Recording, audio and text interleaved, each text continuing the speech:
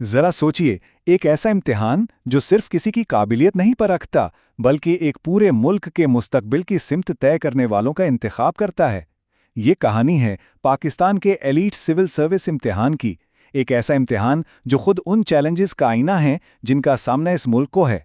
तो आइए इस तज्जिए में देखते हैं कि यह ज़हन कैसे तराशे जाते हैं। तो सवाल ये है कि साल 2025 पाकिस्तान के लिए इतना अहम एक फैसलाकुन मोड़ क्यों है? इसकी वजह यह है कि मुल्क को आज जिन चैलेंजेस का सामना है वो ना सिर्फ बहुत बड़े हैं बल्कि एक दूसरे से खतरनाक हद तक जुड़े हुए हैं।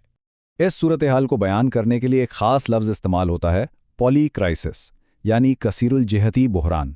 इसका सीधा सा मतलब ये है कि मसाइल अलग अलग नहीं हैं। यूं सोचें कि माशी बहरान, सिक्योरिटी के खतरात और मौसमियाती तब्दीली ये सब मिलकर एक ऐसा तूफान बना रहे हैं जो इनमें से किसी एक से कहीं ज़्यादा बड़ा और तबाहकुन है। तो आइए सबसे पहले इन चैलेंजेस के पैमाने को समझते हैं। आखिर पाकिस्तान इस वक्त किस किस्म के पेचीदा खतरात के जाल में घिरा हुआ है?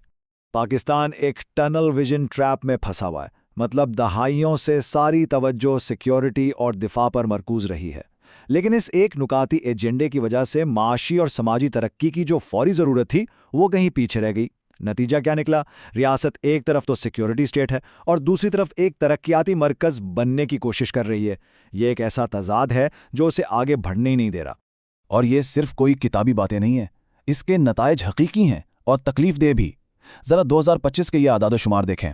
11 मिलियन लोग ग़िज़ाई बहरान का शिकार हैं और तकरीबन 20 लाख लोग तो ग़िज़ाई एमरजेंसी की हालत में जी रहे हैं।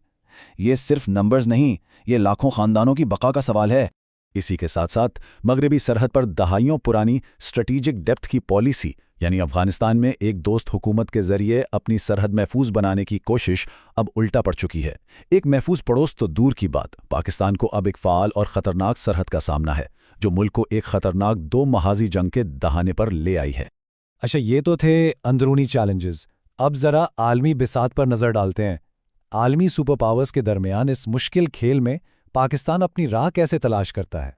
यहाँ एक बुनियादी तजाद सामने आता है, जैसे डिपेंडेंसी ऑटोनॉमी पैराडॉक्स कहते हैं। मतलब पाकिस्तान खारजा पॉलिसी में तो मुकम्मल खुद मुख्तारी चाहता है, लेकिन माशी तौर पर अपनी बका के लिए उन्हीं ताकतों यानी चीन और अमेरिका पर इन्हिसार करता है। ये एक ऐसा जाल है जिससे निकलना तकरीबन नामुमकिन लगता है।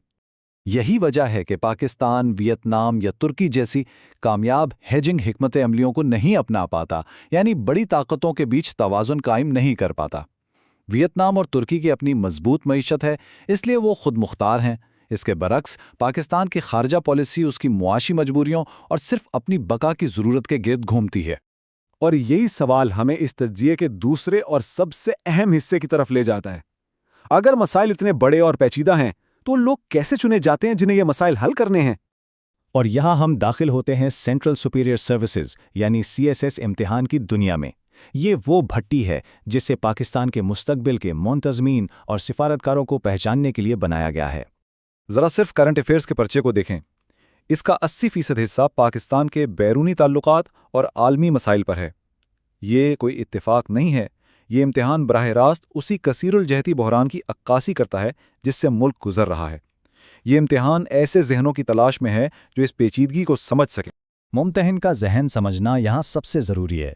वो रटे हुए जवाब नहीं ढूंढ रहे, ये स्कोरिंग मैट्रिक्स साफ बता रहा है।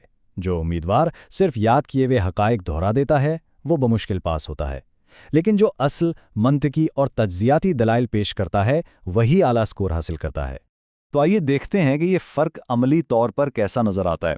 वो कौन सी चीज़ें हैं जो एक आम से जवाब को एक बेहतरीन आला स्कोर वाले जवाब से अलग करती हैं।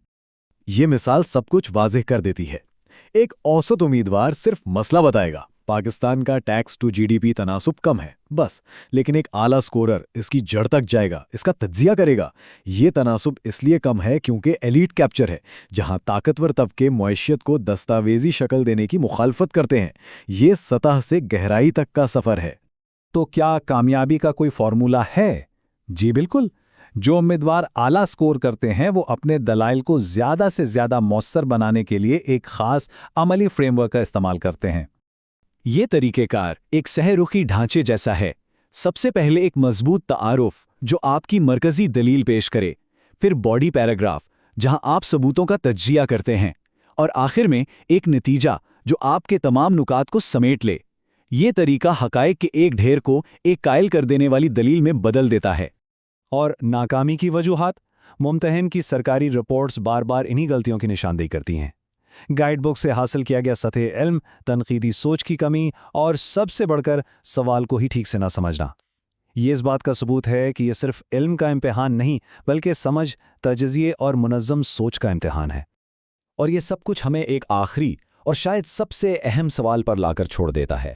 اگر مستقبل کے پالیسی سازوں کو منتخب کرنے کا امتحان اتنا پیچیدہ اور تجزیاتی ہے تو یہ خود حکمرانی کے کام کی سنگینی اور پیچیدگی کے بارے میں کیا بتاتا ہے؟ شاید اس امتحان کی سختی ہی اس کام کی حقیقت کی سب سے بڑی عکاس ہے۔